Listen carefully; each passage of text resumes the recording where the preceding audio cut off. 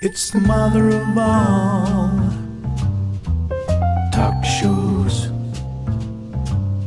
It's the mother of all talk shows. It's the mother of all talk shows. Go get 'em, George.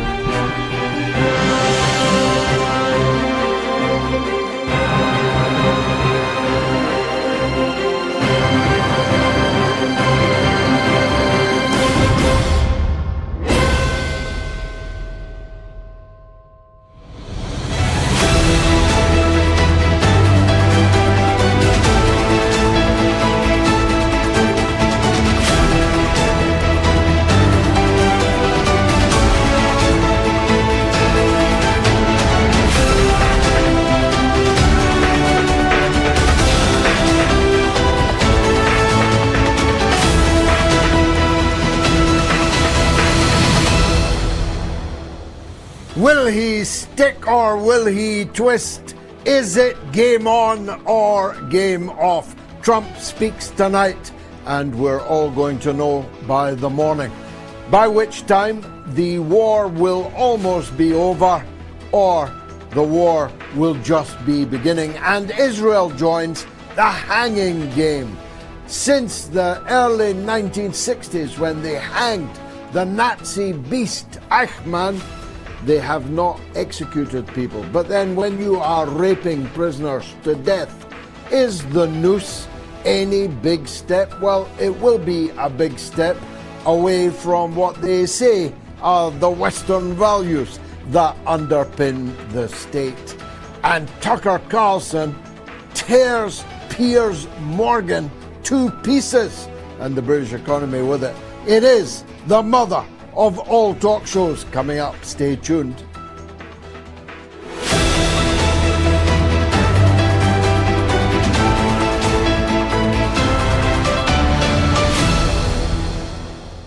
You simply must, by the way, after the show, obviously, watch Tucker Carlson's latest clash with Piers Morgan.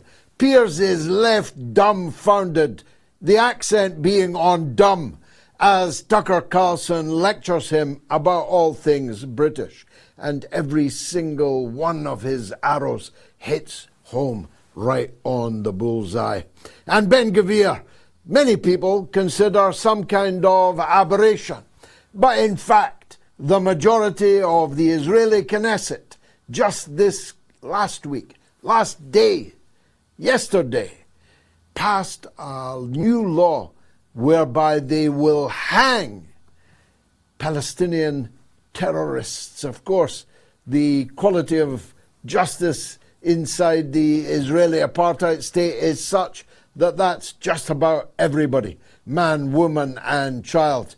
But anyone convicted in their kangaroo courts of terrorism now must be executed immediately, within days of the verdict, with no possibility of appeal or reprieve. I'm not making any of that up. This is Judeo-Christian values, the Judeo-Christian values that in Holy Week are under such assault in the old city of Jerusalem in the Holy Land, where Christians are being banned from the Church of the Holy Sepulchre, where Jesus bled, was laid on a stone as his life's blood drained away. I'm telling you that because you'll never see any Western politician there. Only J.D. Vance, the only Western politician I've ever seen photographed there. And it's 100 yards away. I've now been corrected. It's 160 yards away from that pagan wall-kissing exercise that every Western politician wearing a kippah, though they're not Jewish, is forced to undergo. But ask them to walk 160 yards and thereby offend the people of the Sahranddin, if you get my meaning, especially in Holy Week, is definitely impossible.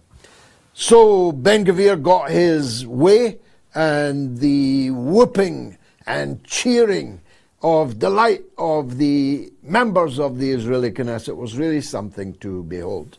I know it's controversial, but I welcome scenes such as that because it demonstrates, like another nail in the coffin of the settler state, just how alien these people are from us, or at least what we like to think ourselves as. Just how different they are to us. And there's been a big investment and a lot of time put into persuading us that they are us on the Mediterranean. It's very far from true. Apartheid was abhorred by all right-thinking people. And yet Israeli apartheid is 10 times worse than the South African apartheid that I myself participated in the demise of back in the 1980s. Colonialism, naked, red in tooth and claw, is abhorrent to most people. But Israeli colonialism is rampant. It is aroused and rampant in Lebanon, in the West Bank, in Gaza, and in other parts of the Arab Middle East, about which more in just a few minutes. Israel is not us on the Mediterranean. Israel is the worst of us. Israel is the us that we thought we had left behind when we defeated apartheid and when we ended at least the explicit era of imperial colonial conquest and tyranny. But the big enchilada is the one that lies ahead. The one that lies ahead later this evening at 8 o'clock EST, which is, I think, 1 o'clock in the morning in London. It's much later than that where I am, so I don't think I'll stay up to see it. I'll wake up to whether or not we are going Vietnam 2.0. There are different straws in the wind. There are different positions that can legitimately be taken. Donald Trump looks and sounds like a defeated man, like a heavyweight prize fighter, well past his prime, shuffling around the ring, throwing ineffectual punches, increasingly taking big shots to the body and the head, and beginning to look distinctly punch drunk. It's hard to see how a man in that psycho-political state can now embark upon what may very well turn out to be an absolute military political catastrophe. Not seen since Barbarossa, not seen since Hitler's decision to invade the USSR, not seen since Hitler thought he'd go through the Soviet Union like a knife, not seen since the ignominy in the snow around Stalingrad, the clash of metal and metal in Kursk, the chase of the Nazi hordes, the beasts, all the way back to Berlin. That's the stakes that we are playing for. is Donald Trump. I know he's well in with Adelson. I know that Adelson are the Adelson family couple, the husband now gone, were the casino kings. I know that. Is he really going to bet it all? Is he going to bet America's all on red and even? Because if he is, he's got at least a 50% chance of losing everything. And I'll argue, and will argue, in the course of this evening, that the odds are much, much worse than that. Every time they tell us that the Iranian armed forces are finished, every time they tell us that the missile launchers are at 93%, 73%, 37%, I've heard all these numbers.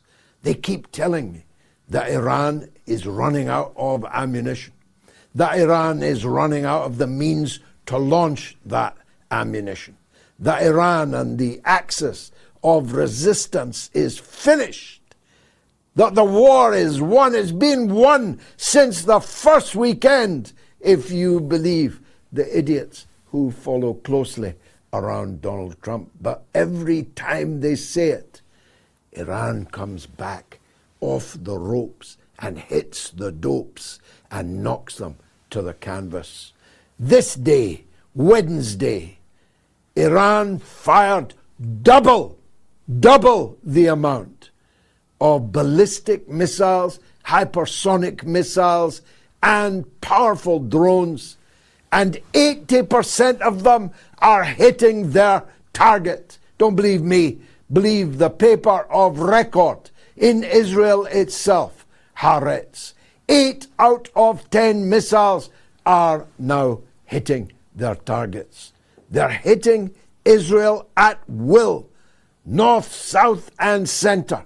They are hitting military targets. They are hitting infrastructural targets. They are hitting increasingly commercial targets. They're hitting airports. They're hitting ports. They're hitting highways. They're hitting bridges. And 80% of their ordnance is landing where it was intended to land. And it was double today what it was yesterday and what it was on Monday. So I don't any longer believe a single word that Donald Trump or his administration say about this war. And you'd be a fool to do so yourself. So when, in very clear stock market manipulation, are there no regulations in the US about price fixing, about insider trading, about stock market manipulation? None. Pete Hegseth, the war minister, his broker was caught trying to buy defense stocks the day before this whole disastrous, catastrophic war began. The sons of Donald Trump and unknown people, within minutes of important decisions being made, are making hundreds and hundreds of millions of dollars because of their insider knowledge. So you'd be a fool to believe it when Trump tells you, as he did today, that the war is almost over. You'd be a fool if you believed what he told you today, that there's a new president in Iran. Who knew? Who is this new president? Do you just call him the president?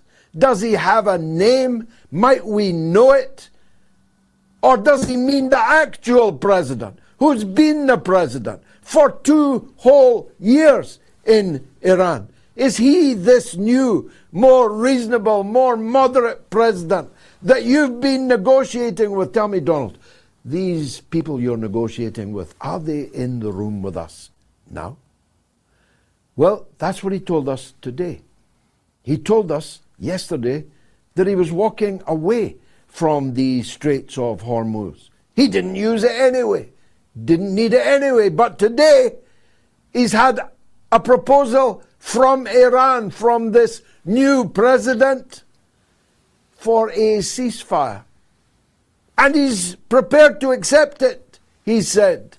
with only one condition: that the Strait of Hormuz is free and clear and open. But Donald, it was free and clear and open before you launched the war. It's only not free.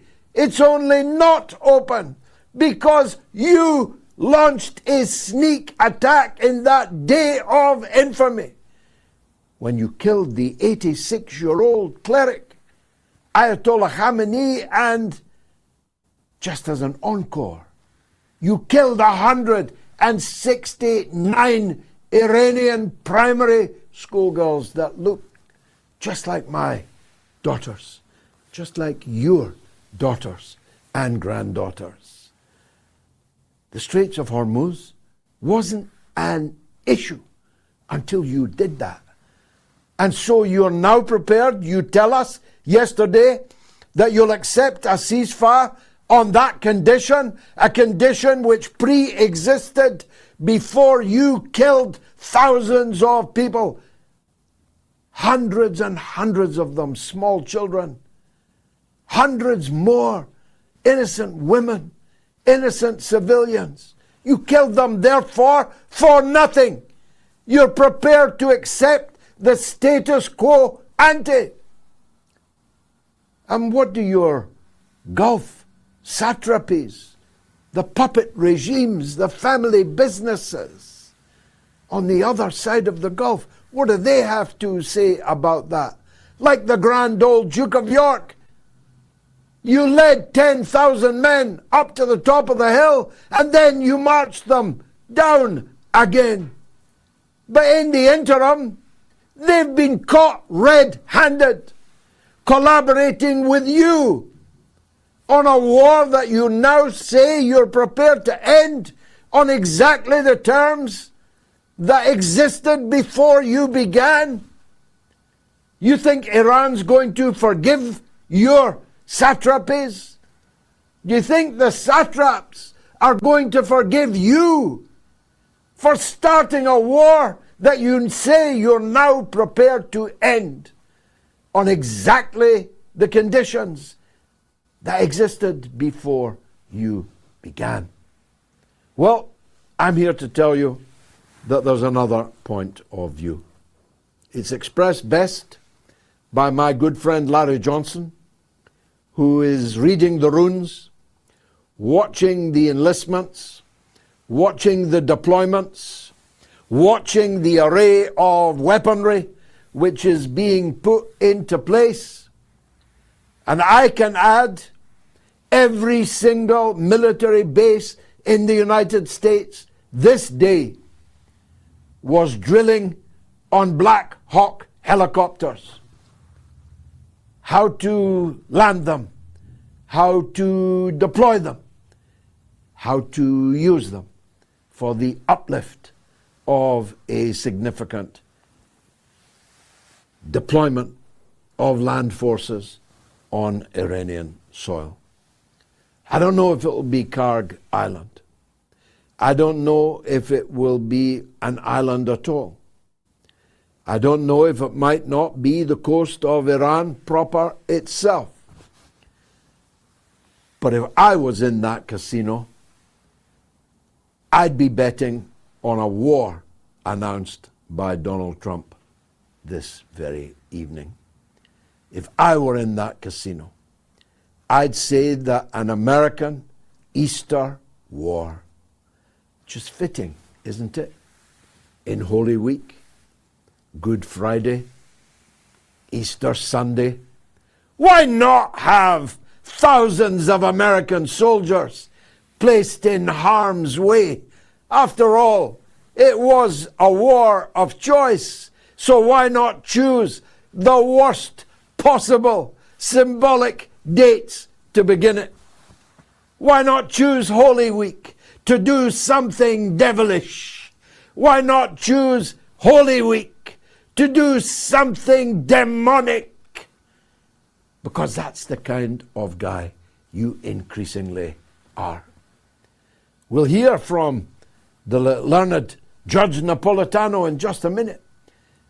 as to what he thinks is going to happen next. But Larry Johnson, his friend and mine, former CIA, if you're ever former CIA, high panjandrum, he is absolutely convinced that the profile now assembled in theatre is exactly the profile that you would amass if you were going to take that gigantic leap in the dark, to bet it all on that spin of the roulette wheel.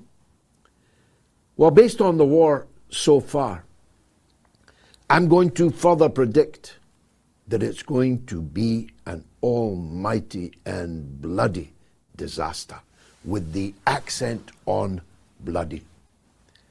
There are 93 million people in Iran. There are 600,000 armed fighters in the army itself in Iran. America's got 5,000 tops Marines and 3,000 tops of the 82nd Airborne. Do the math, as the Americans say.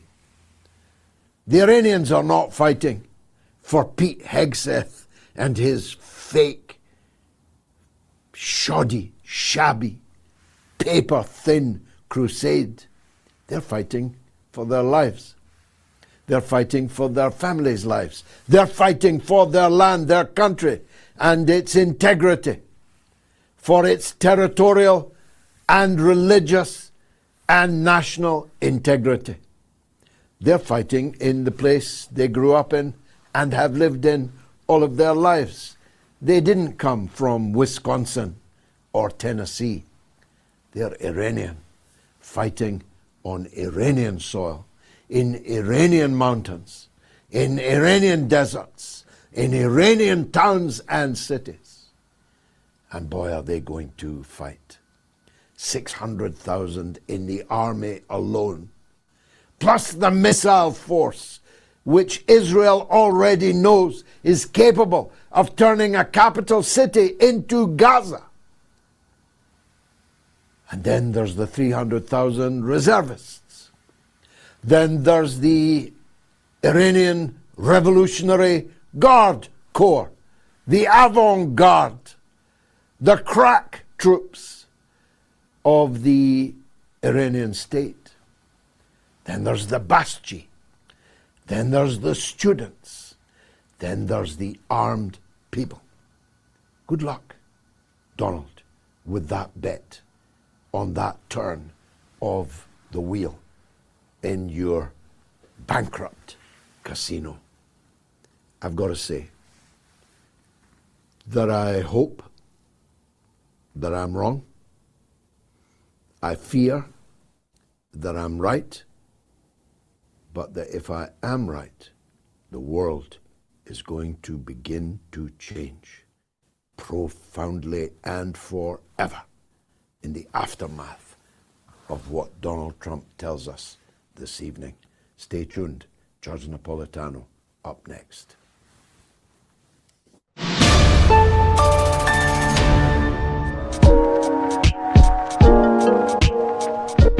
Full marks to you for your dogged persistence and your quiet and dignified insistence that you were right and I was wrong. I don't actually recall the clash that we had, but I would have to say that you are being proven right, and I am being proven to have hoped for things that have not transpired.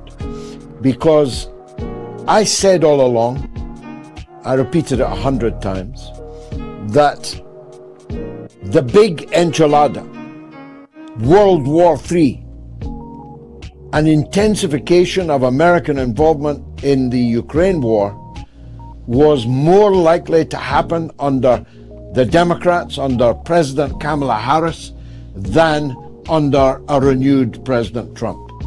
And I'll go to the stake defending that position.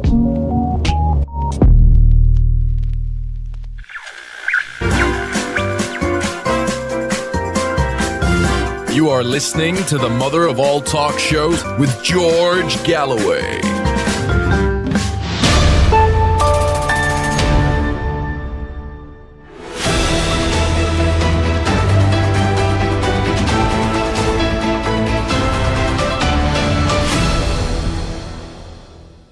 Well, here's the poll. Will Trump obliterate Iran's energy and water facilities?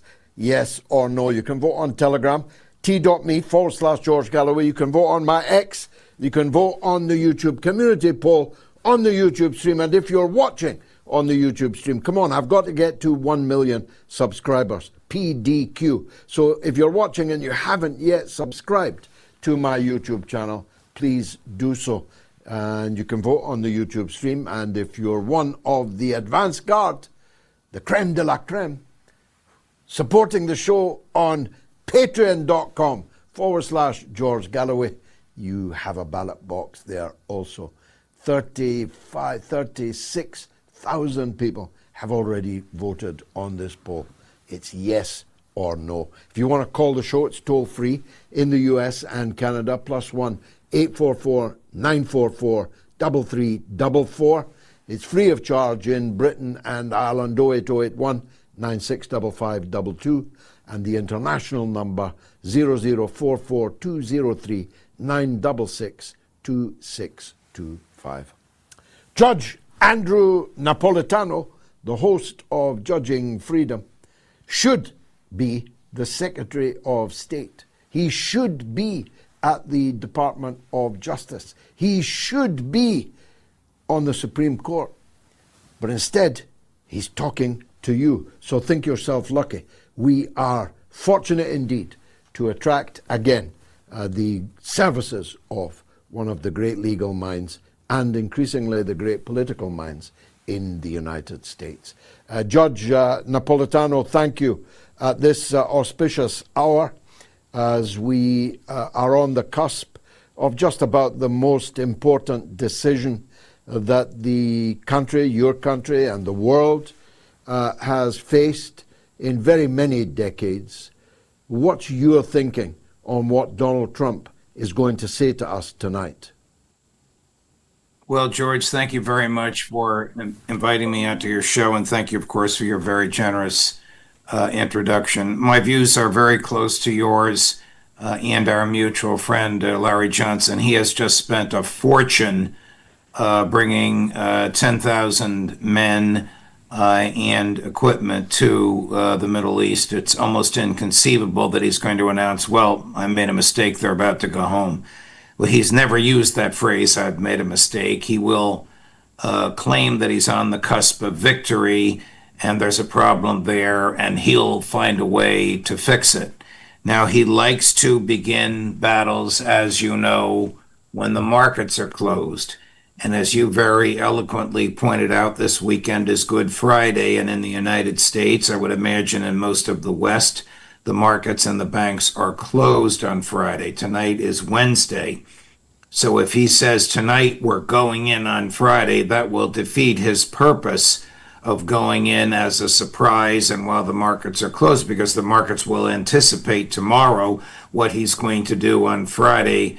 He'll have oil going up and stocks going down, which is something he dreadfully wants to avoid. So in terms of the words he uses tonight, I don't know what they'll be. I don't think most of America will believe him, but I do believe he is planning an invasion which will begin on Thursday night so that the markets will be closed for the first 3 days of the invasion. The invasion, like every other aspect of this military operation, poorly planned, poorly thought out. In fact, in the case of a boots-on-the-ground invasion, I don't think they planned it at all. Hegseth doesn't know what he's doing. The generals are afraid of Trump and only tell him what they think he wants to hear. So he's gotten himself into a terrible, terrible quagmire, and the American public recognizes it. There is no change in government.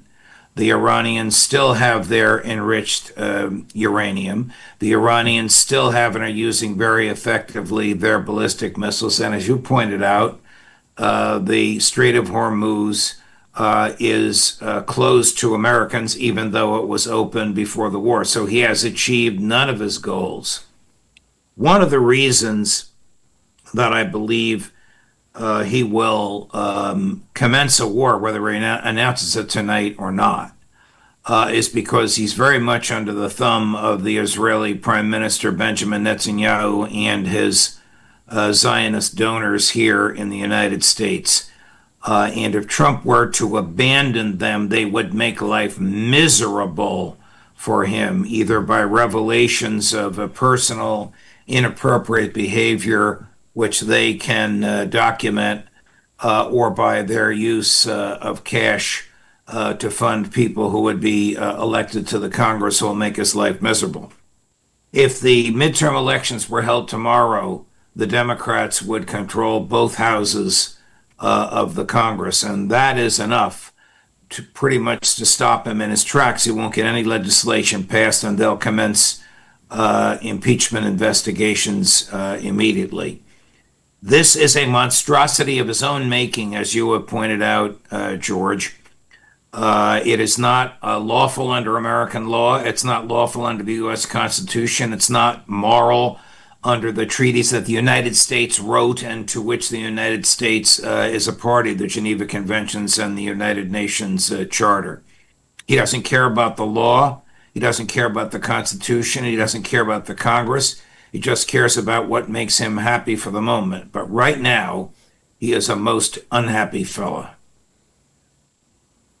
He looks that. All of his body language, even when he's horsing around like Boris Yeltsin without the ability to blame the vodka.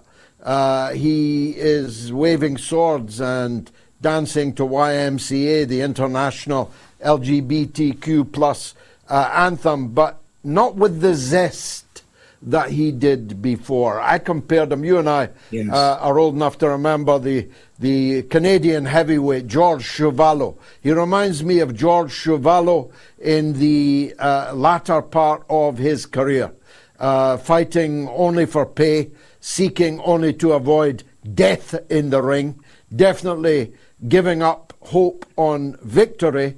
And that's what Donald Trump now looks like to me and sounds like to me. And I saw Alex Jones eviscerate, with faint praise in part, but to eviscerate Donald Trump in a broadcast he made last night when he asked people to pray for Donald Trump. He said, we have to remember the old Donald Trump, but he's gone, he's finished. And that's what it looks like to me. Unless it's all a big act and he's going to come out fighting tonight. Yeah. You know, you never see him stand up or sit down in a chair because of the weakness of his legs. So he's always shown in the chair before the cameras come on, and then the cameras leave before he gets out. Yes, he can stand at a podium, and yes, he can walk to the podium, but his physical ailments, to say nothing of his mental ability, but the physical ailments are becoming more and more obvious. Have you watched any of his cabinet meetings? This is such a sycophantic, butt-kissing menagerie. It's a disgrace that fully grown adults, many of them rather successful in their own fields before they got there, participate in such trashy praise of him, and he sits there smiling, nodding. When he's awake, he has fallen asleep a couple of times during this. So like our friend Alex, I feel sorry for the president that I knew, the one that interviewed me for the court, the Supreme Court twice, the one who called me many, many times from the Oval Office and from Air Force One, was the president the first time around. He was smarter, more willing to listen, understood better, and was in better physical shape. This one is not in good mental shape or physical shape and doesn't want to listen to anybody unless they're praising him personally. It's a terrible, terrible state of affairs. I mean, he still commands a mighty army, commands nuclear weapons. He's extraordinarily powerful, but he's not all there, George. Not all there is a phrase that will live, Your Honor. Let me just ask this. I wrote a piece the other day about kings on the basis of this no kings thing that happened last weekend in your country. I was making the point that you're actually safer with a king than a guy who thinks he's a king. Why? Because the guy who's actually a king has an heir, or more than one heir to the throne. He has a lineage. He has a line that he wants to see continued. But Donald Trump's line is finished now. His presidency will be lucky to limp to a conclusion without impeachment. No Trump will follow him. No J.D. Vance will follow him. So there's nobody actually with a vested interest in restraining him, in saying, if you Correct. do this, we are finished. And that's an even more dangerous thing than a crazy king. Right. My friend Hans Hermann Hoppe wrote a great book called Democracy, the God That Failed, and he makes the very same argument that you do, that not only is there more stability and prosperity, there's often even more personal liberty with a benign monarch than with a guy who thinks he wants to be king, or members of Congress, members of the legislature, who believe that they can stay in office by stealing from the haves and giving to the have-nots. But we have the worst of all worlds here, George. The great Pat Buchanan many years ago was derided for this, but it was true then when he said it, and it's true today. The Congress is Israeli-occupied territory.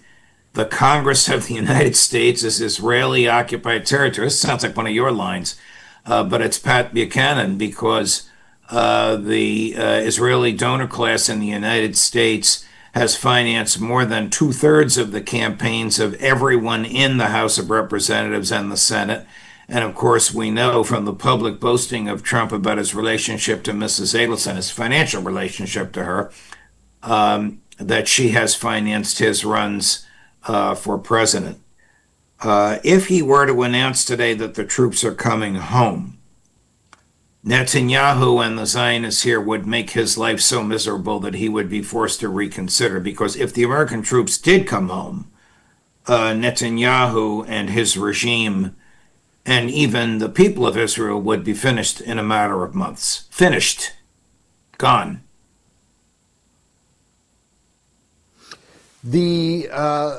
We agree, and Larry agrees, the likelihood of that outcome is slim. But this is the problem. If I can get Shakespearean, he's steeped in blood so far, it's impossible to know whether it's bloodier to go on or to return. He's in a real jam, and he looks to me like a guy who's in a real jam, and worse, it's a jam entirely of his own making. But let's explore the hypotheses, Your Honor. If it is an invasion, first of all, it's a very small invasion force, and it could be an invasion like the Bay of Pigs was an invasion in 1960, when an American-inspired invasion of Cuba turned into a fiasco, and a very costly one at that. How is this going to happen? Never, we know why, but how? Where are they going to invade? And how are they going to end up avoiding, how are they going to avoid Gallipoli?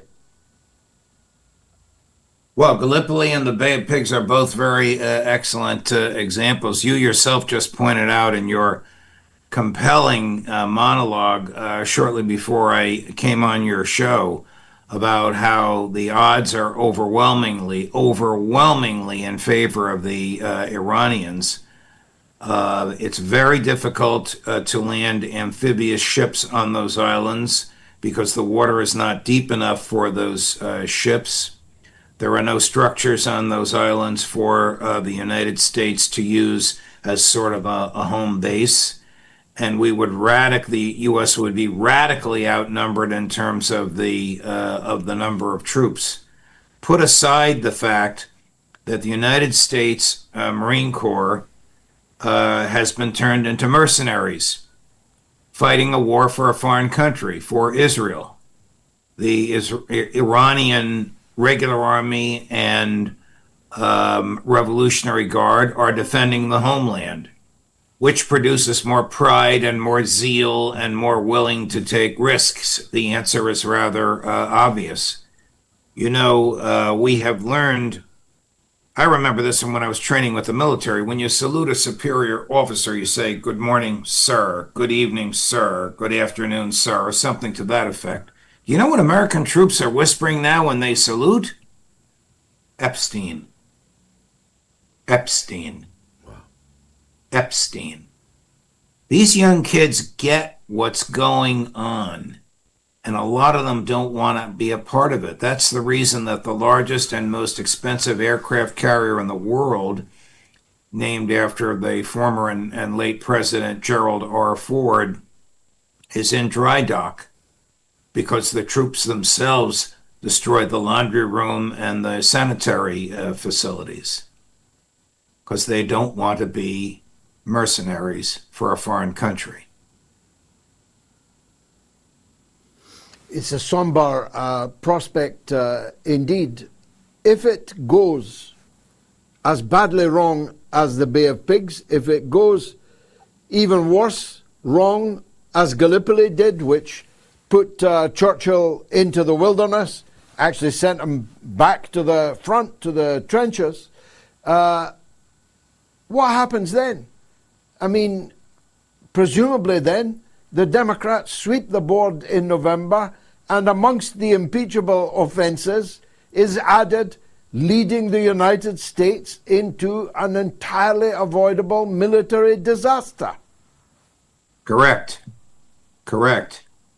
I mean, it will depend on how well the Democrats do. If they ever get 67 votes, right now they have 47. If they ever get 67 in the Senate, they'll probably impeach him their first month in office. Now, from their perspective, J.D. Vance is no walk in the park, but he's not a madman. He's of sound mind, and he wants a political future. He would have to wash his hands of the Trump administration and begin to carve out a reputation for himself. He would fire Hegseth, he would fire Marco Rubio, and presumably things would be better off for 2 years. This may be fanciful because I don't know how well the Democrats are going to do, but if he does commence a land invasion, and if it is a disaster, he'll feel the political results of that almost immediately. J.D. Vance is only 41 years old. He is, by the way, the only American politician whose picture I could find kissing the stone that Jesus was laid upon after the crucifixion. No other American politician comes up in a search because they're all kissing the wall of the so-called temple. I think it's a Roman fortress myself, but that's a debatable point. But they're wearing kippas and kissing the wall, which is revered by another religion. But Vance is the only guy who I have been able to find a picture of kissing the stone on which Jesus bled. Vance is only 41. He's looking at an end to his political career by his mid-40s if he does not manage to turn this ship around. Shouldn't he be more vocal now? Well, he is vocal apparently behind the scenes. Trump does not want to hear it, but he's apparently the only one who speaks out in private. You know, there's this phrase, you're familiar with the phrase, converts make the best Catholics. And of course, J.D. Vance is a convert, so I'm not surprised that he's the only Catholic president or vice president that's ever kissed the stone. By the way, Cardinal Pierre Pizzabella, who was the Patriarch of Jerusalem, the Roman Catholic Patriarch of Jerusalem, was prohibited by orders of Benjamin Netanyahu from approaching that stone on Palm Sunday. Oh, don't worry, Cardinal, we'll keep you safe. Even though the Vatican owns the church and the ground under the church, we're not going to let you go in it. We'll see if that happens on Good Friday and on Easter. It was terribly, terribly received in the West. It was. And my final question goes to that point also, Your Honor. They decided yesterday to begin executing prisoners in their custody who've been tried and convicted under essentially field conditions in what are nobody's idea of a proper judicial process. There will be no appeal allowed and no possibility of reprieve. In other words, a death sentence of Palestinian prisoners which will be swiftly carried out. And Netanyahu himself came in to vote for it, although he only attends less than 5% of all votes in the Knesset. This takes them surely another gigantic step from civilized company, from any notion that they are, as I said, us, but on the Mediterranean. It makes them an alien presence in the so-called Western world, which they insist they represent, that they are a part of. It is something that they cheered and hollered and whooped and congratulated each other. Ben Gvir even cracked open a bottle of champagne on the Knesset floor to celebrate it. How did it make you feel? It turned my stomach. Ben Gvir was also wearing an insignia in the lapel button opening of his jacket that was a noose, a hangman's noose. I honestly think the Israeli Supreme Court will invalidate this legislation, but the mindset, because at this moment, until it's signed into law, there is no death penalty in Israel.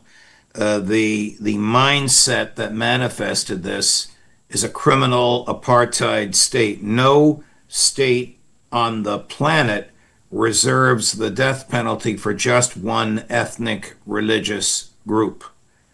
This is a horrific piece of legislation. As I said, I'm convinced, much to Netanyahu's chagrin, that the Israeli Supreme Court will invalidate it. But these are not fair trials. This is not due process. Everywhere in the United States, in the states that do have death penalties, you're entitled to 2 appeals. This, of course, is a monstrosity.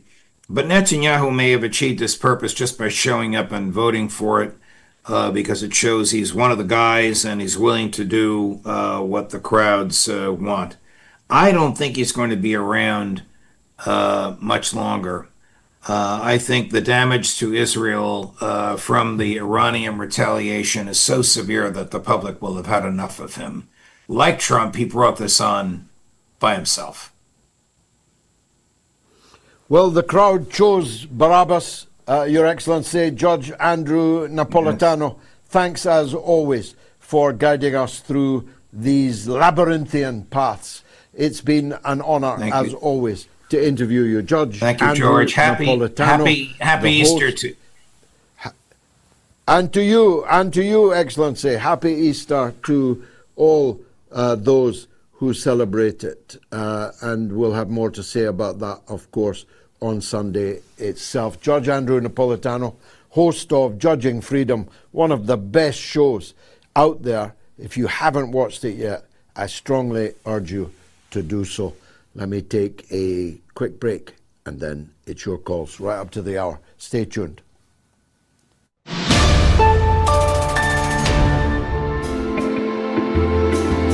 Fabulous.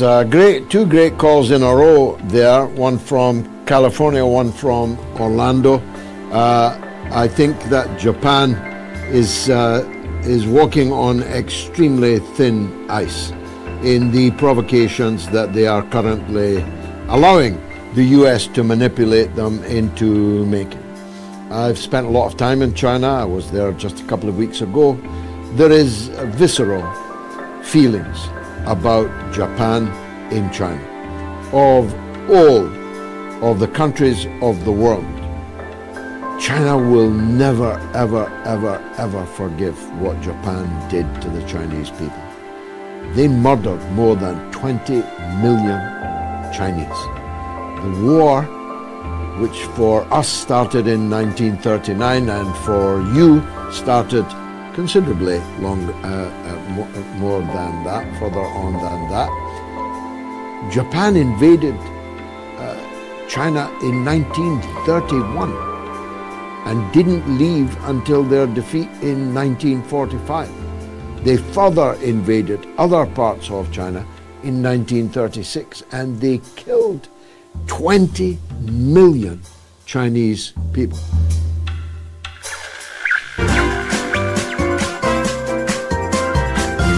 You are listening to the mother of all talk shows with George Galloway.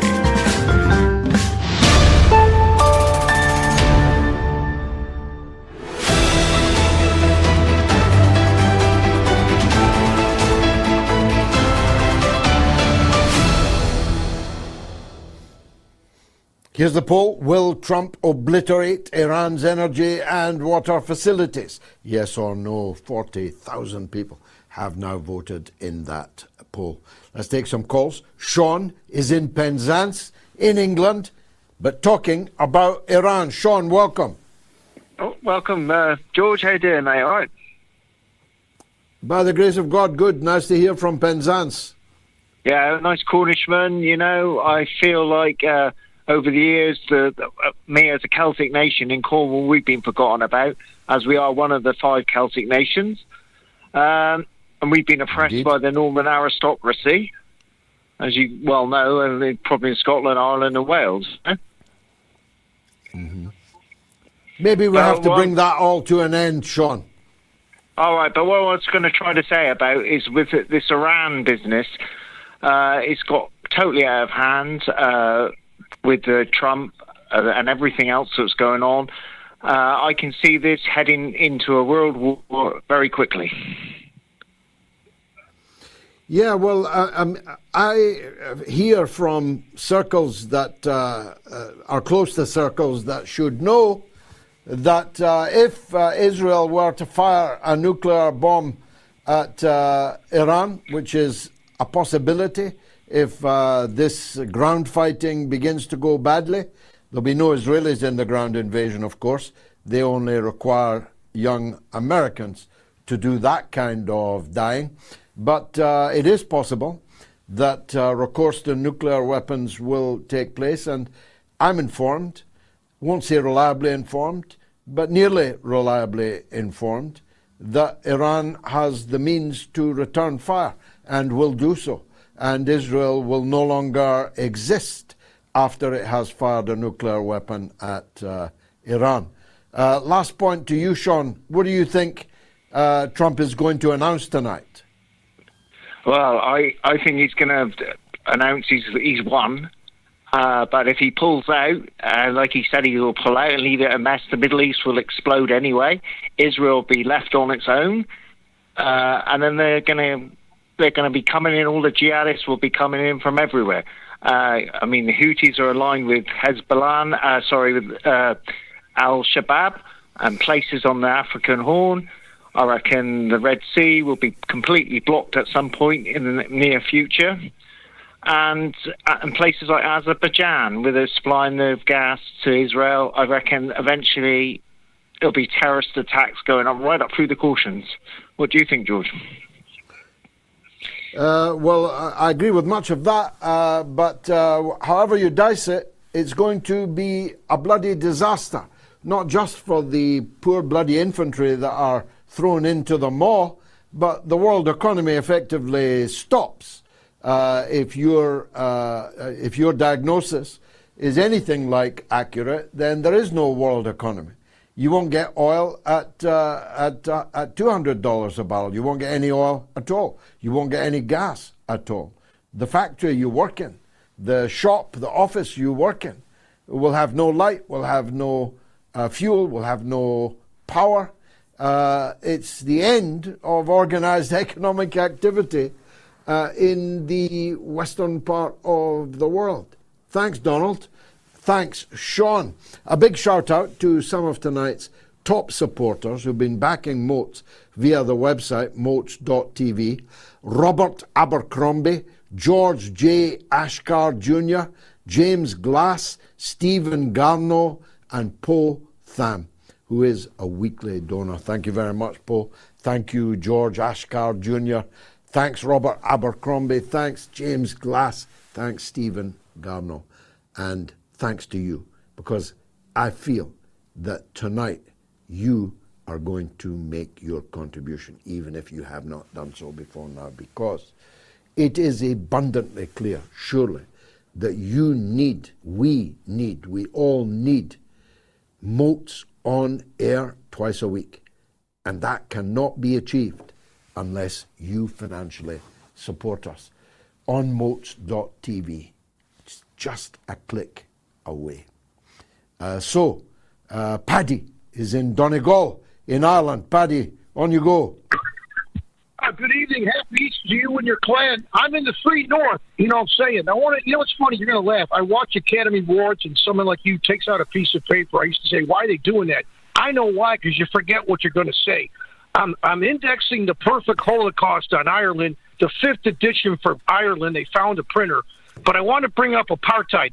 I'm 1 hour into the West Bank village of El Khalil, Hebron, and my host said, you want to go see the Abraham Mosque?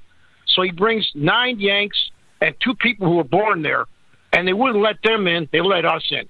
So, and the other point I want to make is, Patrick, do you want to go see a Bedouin village? So we went there, all of us, for 4 hours. They said, so anyone want to come back and be a placeholder? I went back. The host came and picked me up, bilingual, dropped me off. 4 months after I left the West Bank, 2 days after Trump's inauguration, he was assassinated. So I saw firsthand. Oh, one more thing. When they did follow up with the camp, with the village, they ruined their farms and closed their playground. And they're just trying to kick them out. And the people from the 6th County said they're planters. They're not squatters. Do you know what I'm saying, George? Planters. You know, Jamestown plantation.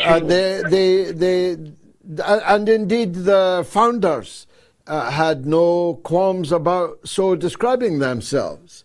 It was openly stated by the important British cabinet members at the time of the Balfour Declaration that Israel will be, and I quote, a loyal little British Ulster, north of Ireland, Ulster in the Middle East. And the settlers offered themselves as such.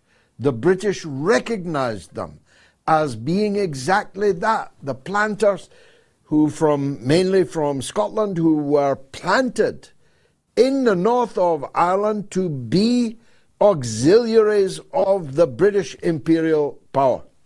And they have played that role in the north of Ireland, and they continue to play that role in the Middle East, in the settler state of Israel. Thanks, Paddy. Now you can scan the QR code and leave comments. If you keep them clean, I'll try and read them out. I'm definitely reading this one out. It's from my good friend Hussein Shafai, who sends 50 British pounds. Hoz, thank you very much indeed. He says, I've just realized that you've been wearing black all of this time. Thank you for showing solidarity with Iranians. It is not lost on me or any other Iranian. Thank you, Governor. Thank you for noticing, Hoz. Thanks. Rowan Anardo says, I voted yes on the poll because Trump is crazy. He's toying with the whole world. I hope he'll be jailed after this. And Christina Hines, 407, says, America is doing this under orders from Israel. Trump is too scared to stand up against Israel. Israel has a lot of dirt on Trump. And ZK says, we're the ones that need regime change. Never a truer word spoken. Let's go where we were, I think, on the last show. We had a very fine call from Graham in Jersey. He wants to talk about the Channel Islands and Gaza. Go ahead, Graham. Good evening, Mr. Galloway. Good evening, Mr. Galloway. And to you, sir. You hear me? Yes? Yes, go ahead. Your program. I think surprised, occupied by the. Well, I don't know about anyone else, Graham, but I'm only getting one word in 5 or 6, so hang up and we'll call you back and try and get a better line. I apologize if others could hear, but if I can't hear, I can't answer. That's surely obvious. Now, Trita Parsi was unable, as advertised, to join us on Sunday, but the good news is he's here tonight. He's an Iranian author and a political analyst of great note, and he's coming up right after this break. Stay tuned.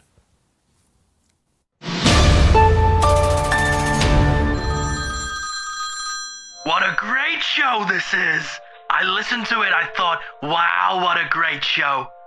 I've called into your show today, George, because I'm a great caller. Probably the greatest caller you've ever had. I really am. The only way your show could be better is if it had more of me, Donald J. Trump, in it. You keep talking about me, George. You do. I've heard it. I have. So many of the American people, the best people, listen to your show. And I've heard them crying about me. I have. And I listen and I go, ooh, America, don't cry. Don't cry. You need to be careful what you say about me, George. You don't want me to put a tariff on your show like I did with China. And then you'll come running for my help, just like little Zelensky. You know, I know you will. I know these things. Make the mother of all talk shows great again. That's why we're here. That's what we're gonna do, George. We're gonna boost your ratings. Donald is gonna boost them bigly. I'm giving your show the Trump bump. You're welcome, George. Thank me. And remember, nobody talks like me, nobody calls like me, and absolutely nobody ends a phone call like me. I'm hanging up now, not because I finished, but because I won.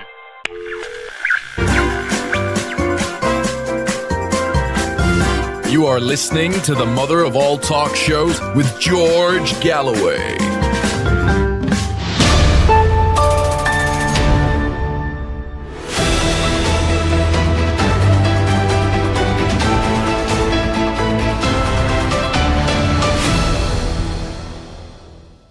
Will Trump obliterate Iran's energy and water facilities? Get voting on this poll. It is a very narrow poll indeed, the most competitive we've had in a very long time.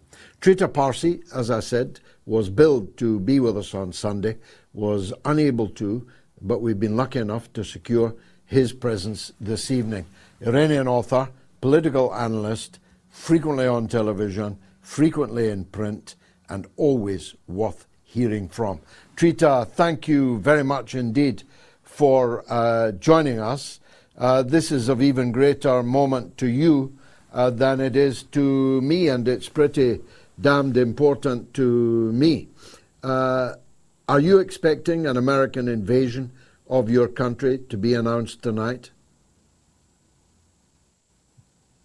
George, it's always great to be with you. Look, no one knows what Trump will do. He can give a speech this evening and say that he's going to invade Iran. He could give a speech this evening and say that he's already won the war and he's winding it down.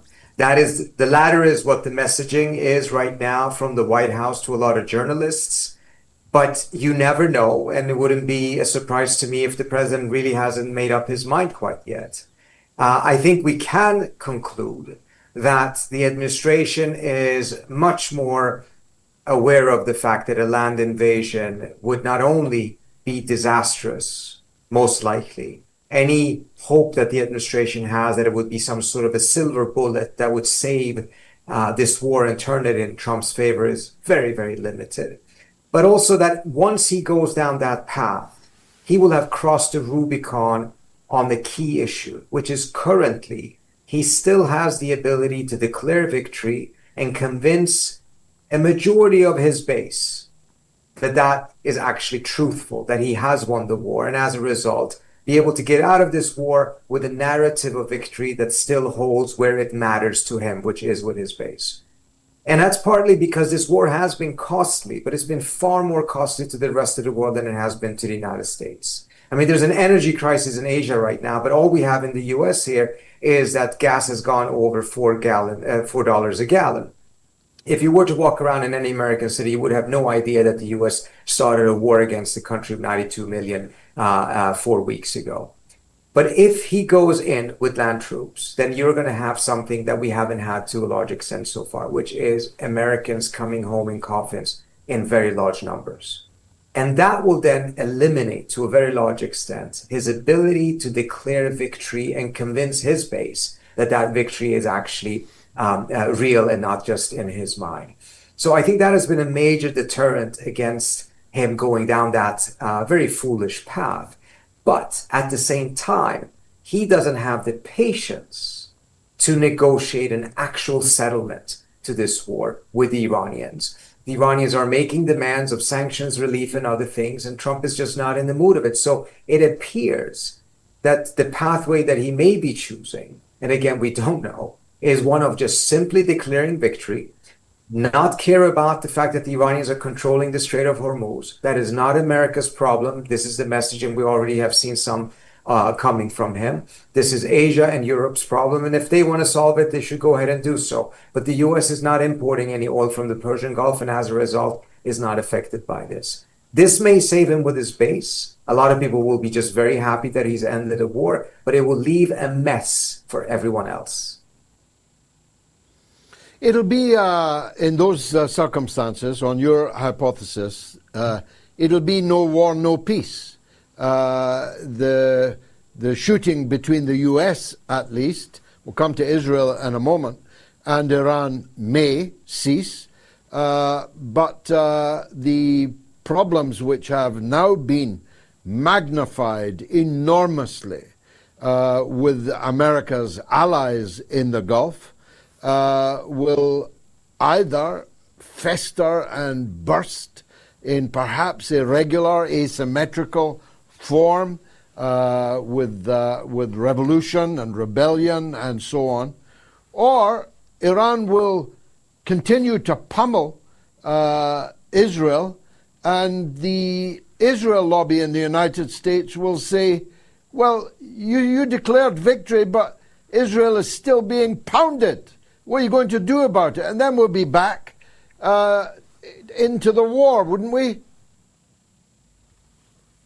We may very well end up in a scenario in which the US declares war, pulls out of this. Israel declares victory, and Israel does so as well, because we saw yesterday Netanyahu say that Iran no longer constitutes an existential threat because of the manner that Israel and the United States has bombed it. That must be the first time in Netanyahu's life that he has uttered that sentence, because other than that, for the last 35 years, all we have heard is how Iran is an existential threat. Now, whether he can convince the Israeli public of that or not is a different story, but we can see a scenario in which Israel also pulls out. Whether the Iranians would continue the war against Israel is a different story. They could potentially choose to do so. And the Israelis would be in a very dire situation, because now Iran would then be able to put all of its focus on Israel rather than on the GCC states and American bases, etc. Moreover, without active American support, Israel is not going to fare well in this war. We've already seen that its interceptors are running out. We're seeing that the Iranians have taken out a lot of the radars that disables the Israelis to see these missiles coming from an early enough of a stage. And as a result, Israel's vulnerability is going to be even greater. That will do exactly as you said. The pro-Israel lobby in Washington will push Trump to go back in. But if he does that, then he will lose all credibility, and because he already declared victory. It will be worse than last time he declared that Iran's nuclear program was obliterated. And it will be a very difficult situation for him. And the Iranians may have succeeded in another objective of theirs, which is to separate the Israelis from the US. So again, whatever happens, if there isn't an actual negotiated settlement, is that the US will leave this situation in chaos for others to have to sort out. Now, he does tell us that he is negotiating with this mysterious new president that Iran has. Whether this is Trump just much catching smarter up to and the more, much smarter more and much reasonable, more pragmatic one, apparently. Yeah, and bearing gifts for Donald Trump. Now, of course, there is no new president. The question is he talking about the actual president? And do you believe Iranian denials that they are not in any way negotiating with the Trump administration? I believe that there have been messages exchanged between the two sides, which is totally normal in a state of war. You absolutely need to do that. Both sides have a need for that. But that does not amount to a negotiation.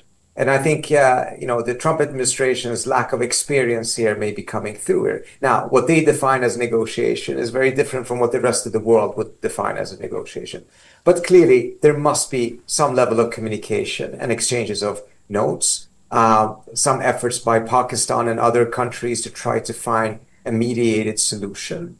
All of that is happening, but that is not negotiations. And clearly, Trump does not seem to have the patience for this, because he is not now in a position of strength in those negotiations. This is different from what it was a month and a half ago, when he came in those different negotiations and essentially tried to dictate terms. Now the Iranians are either trying to dictate terms, or at a minimum, it's clear that there's going to have to be concessions and compromises from both sides, which is a very different scenario from what you had before. Either way, Trump doesn't seem to have the patience for it, and as a result, is potentially opting to go and just declare victory and let everyone else lead with the mess. But there's one other point I would like to make, which is people should also take note of how the conduct of the war has become essentially Israelized. And what I mean by that is we have seen that the Israelis from the Gaza war have done everything they can to destroy all of the norms around the use of force, international law. Earlier on, when they bombed the hospital, they denied it, or they later on claimed that Hamas was there. When they killed journalists, at first, there was this charade of a fake investigation. Now they're just declaring it, happily saying, yeah, we got those journalists. It's a live destruction of the rules of war that is taking place. As part of that, we're also seeing how some of that has bled into how the US is now conducting itself in Iran. The the United States, as opposed as I was, perhaps not as opposed as you were, George, to the Iraq war, and you were right in your opposition to it, the United States did not deliberately target universities in Baghdad. But the Israelis have deliberately targeted universities in Iran, pharmaceutical factories, the entire infrastructure, desalination plants, in addition to orphanages, etc. And this is then happening together with the United States. So you're seeing how the US's conduct of the war has now become much more similar to the manner in which Israel conducted its war in Gaza. And if this becomes the new normal, that is going to be an absolutely devastating situation, because it means that all of these different rules and norms that were founded after the Second World War precisely to protect civilians from warfare, to protect them from the horrors that the Second World War brought on to civilians on all sides, those will be up in flames, and we will be going towards a much, much more dangerous world. Indeed so. I may, if you'll allow me to come back to that point, but of course you follow American politics just as closely as I do. It seems to me that if the real J.D. Vance doesn't stand up, he can kiss goodbye any possibility of a political career at the tender age of 41 years old.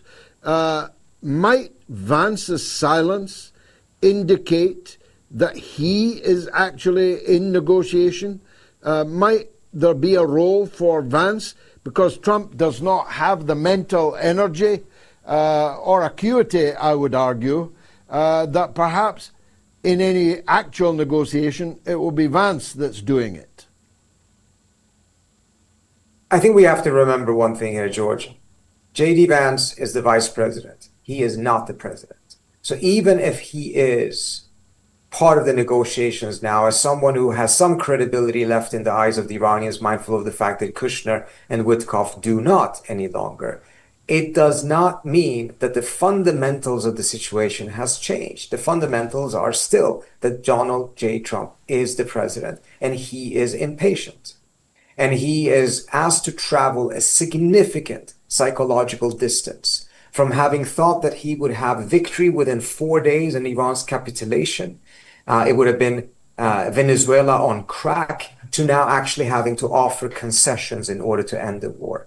That has not changed. And J.D. Vance cannot be asked to make, perform miracles on that, even though he may be the one that is now stepping in to conduct these negotiations because of the lack of credibility of others in the administration.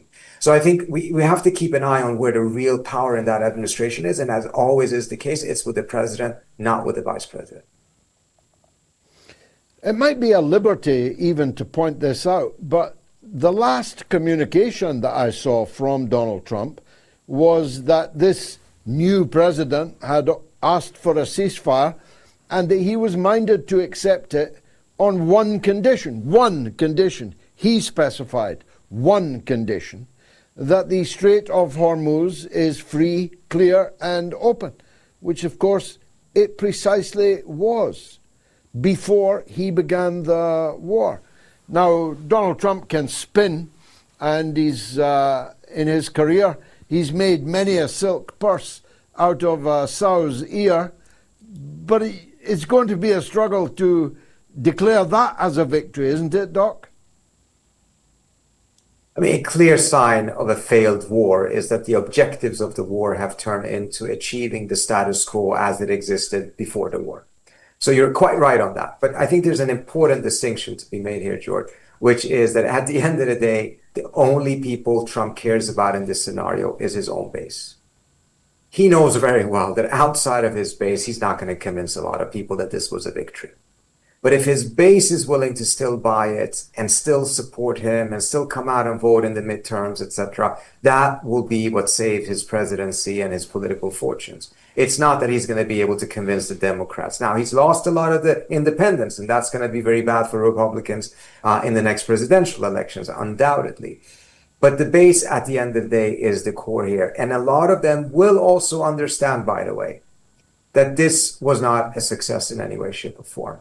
But if it means that Trump ends the war and doesn't make matters worse for the US and then shifts his focus back to domestic issues, which is mainly why they voted for him, then I think many of them will applaud him and go along with the charade, because it's much better than him actually having continued the war. And we have to also understand the opposite scenario. If he ends up going in with ground troops or something else that causes him to no longer have the ability to convince his base that this was a victory, that may also change his incentive structure, and as a result no longer look for exit ramps, because he can't form a credible narrative of victory, and as a result just continue the warfare in the hope that one day perhaps he will have some sort of a silver bullet. That would be a much worse situation for the world, for the US, as well as, of course, for his base. Indeed, it would. But the alternative to your thesis, which you have began there in that last answer to explore, is that you're wrong, and that tonight he's going to deliver some kind of ultimatum, and on Thursday night, when the markets are closed for Easter, he does launch an invasion. What does that invasion look like to you, were it hypothetically to occur? Where would the invasion be, and how would it fare? Would it be just the Bay of Pigs, or would it be a full Gallipoli? Obviously, it depends on which islands he will go towards, and if this is just an isolated or a smaller operation, or if it's going to be several simultaneous attacks against the Iranian mainland, an incursion through Iranian Kurdistan, Baluchistan, in addition to the islands. We don't know yet. Of course, a full-scale invasion of the kind that the U.S. conducted in Iraq that required not only 200,000 American troops, but also a large contingency of non-American troops cannot be put together in a couple of weeks. It would take several months for that to happen. And that is not even taking into account that Iran is 3 times the size of Iraq, population 4 times the size of Iraq, and a topography that is far more similar to that of Afghanistan than to that of Iraq. So it will make it much, much more difficult. But let's say that it's just about taking a couple of these islands.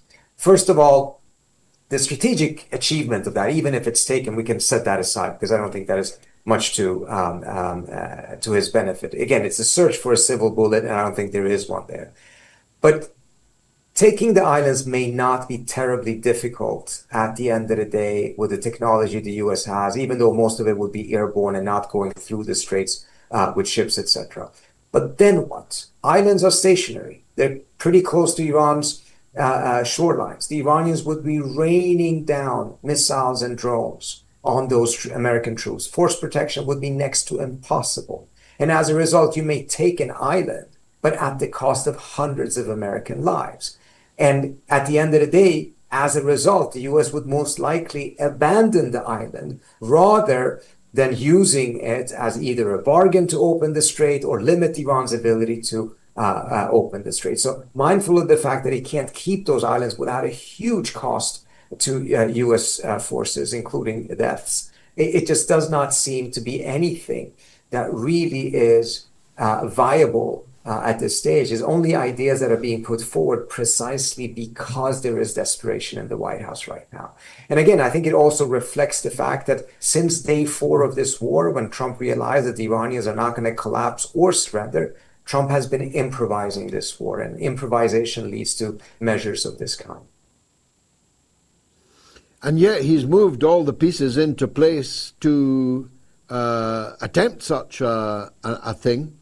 And on the principle that the grand old Duke of York is remembered many hundreds of years after he did it, when you marched 10,000 men to the top of the hill only to march them down again, you're remembered in nursery rhymes and lampooned forever.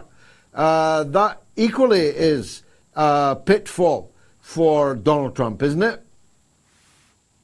It is, except for the fact that he may try to create a narrative saying that because he amassed these troops and because he threatened a land invasion, the Iranians caved. I mean, when he's saying that the Iranians are begging for a ceasefire, which clearly is not the case, it's all about constructing that narrative that not only makes it look as if he won, but that he won because he was in control, because he was dominant militarily, because his threats causes the Iranians to back down. Again, it's not as to whether this is true or not, it's whether it is a piece of a puzzle within his narrative that he's seeking to put together.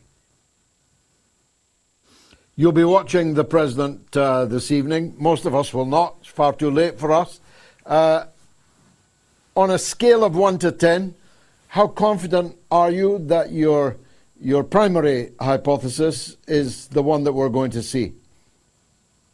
Not at all. I would say this is still 50-50. At this stage, given what Trump has done, this war should never have been started. The scenario we are in right now was predicted by many of us.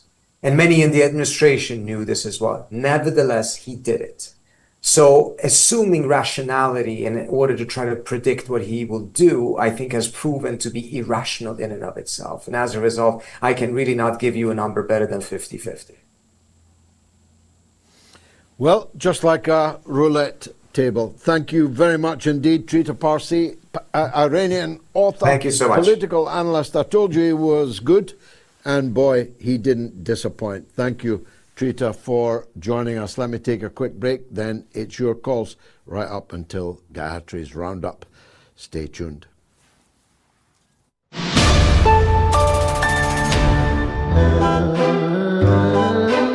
beautiful call, as always, robust. Terrific characterization of little Macron and the imposter Shah of Los Angeles. He is, of course, an imposter in two ways.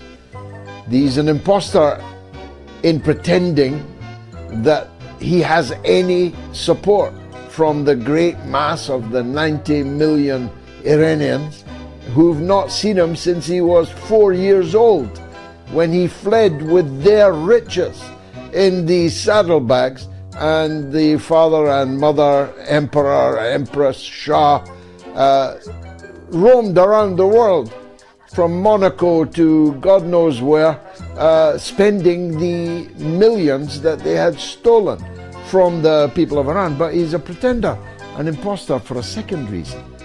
The Pahlavis are not even the royal family of Iran.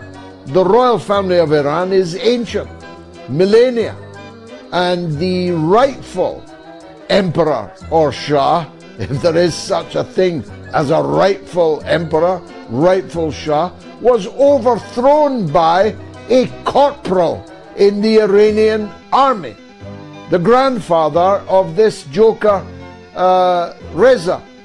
His grandfather was a corporal, a private soldier in the Iranian army, was raised to the rank of corporal, and then, with British backing, overthrew the actual monarch.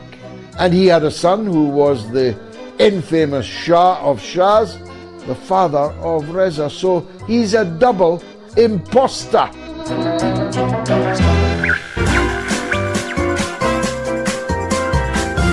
You are listening to the mother of all talk shows with George Galloway.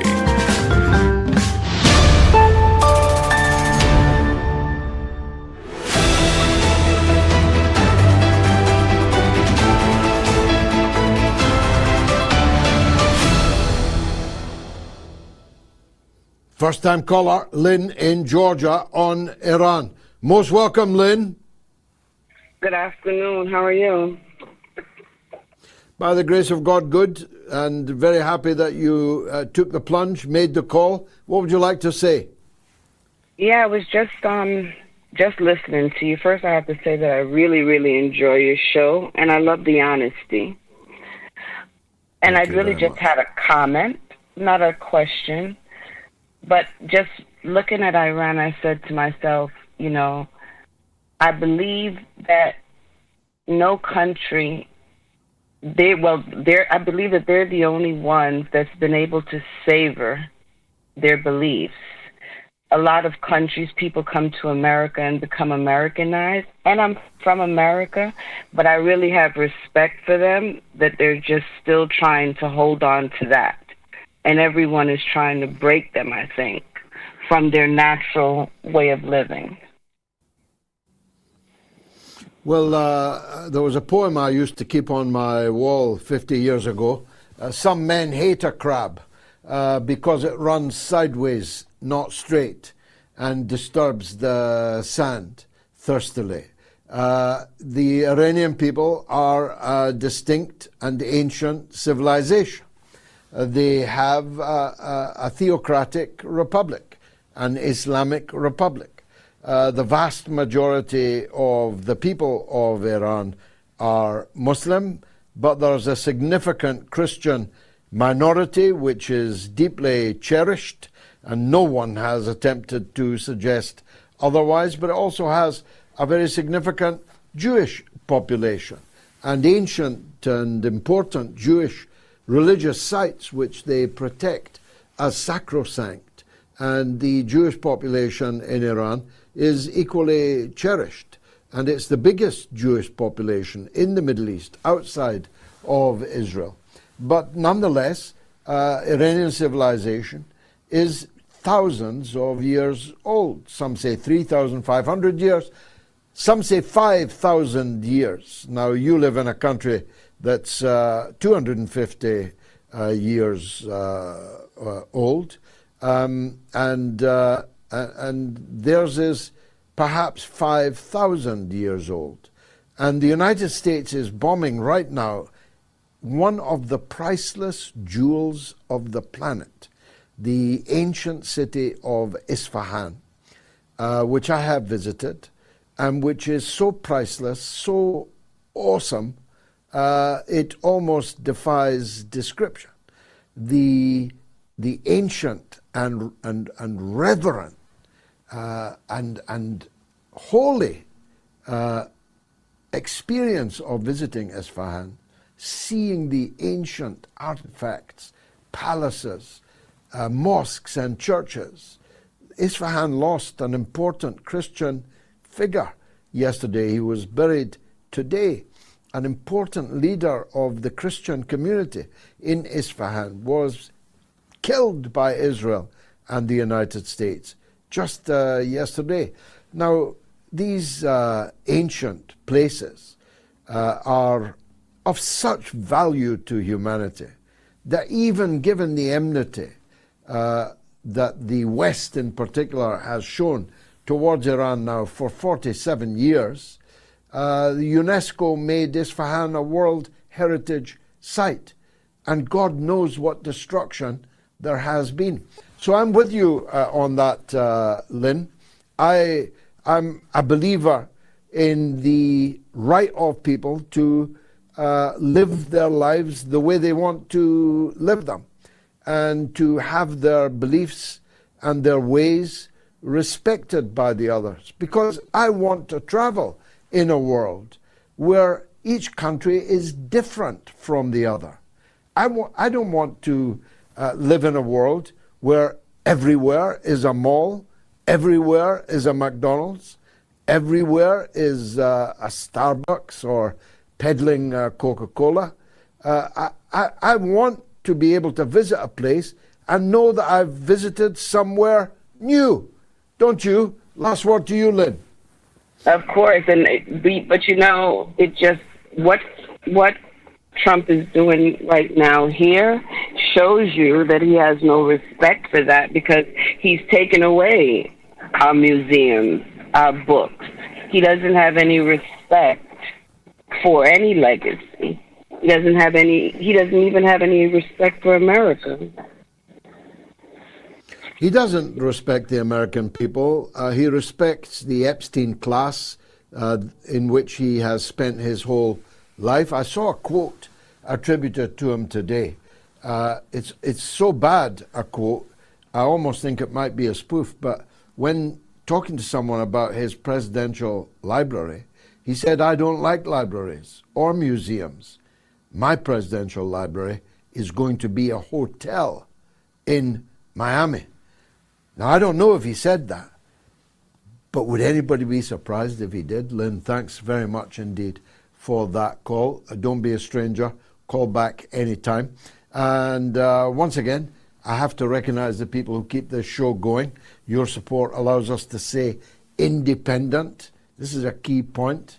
If we were sponsored by somebody, if we were advertising to get the revenue to keep the show going, it could not by definition be as independent as it is now. So you are the people that are keeping it independent. So big thanks this evening to Parviz Tayabati, Christopher Stamsos, James Preston, Motaz Salah, and the one and only legend Donna Ross, who has made a very generous donation this week, as she does so often. Thank you, Donna, and for your lovely email into the show. If you'd like to join them, head to moat.tv and click the Donate Now button. Let's go to South Africa, where I'll be touring in September. James wants to talk about war in the Middle East, and James is another new caller, very glad to say. James, welcome. Thank you very much, George. I'm calling you from Cape Town, South Africa. I just want to say to you, thank you very much for always keeping us abreast in terms of the current affairs and how things are actually going around.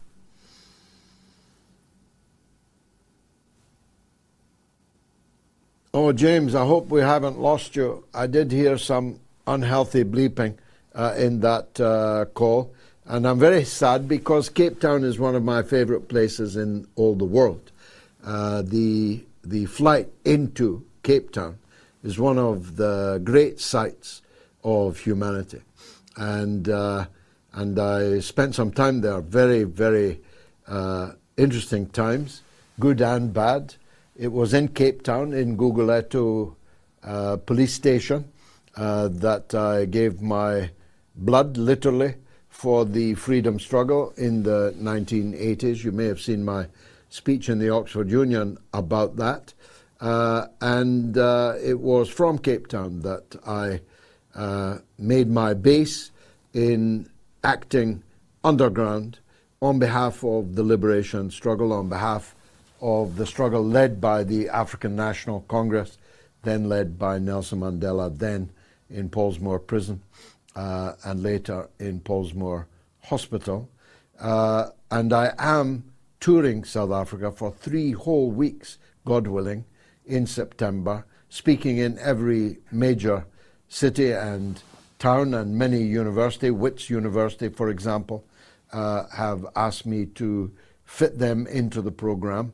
So for me, it's a return to a scene of, if not glory, then pride.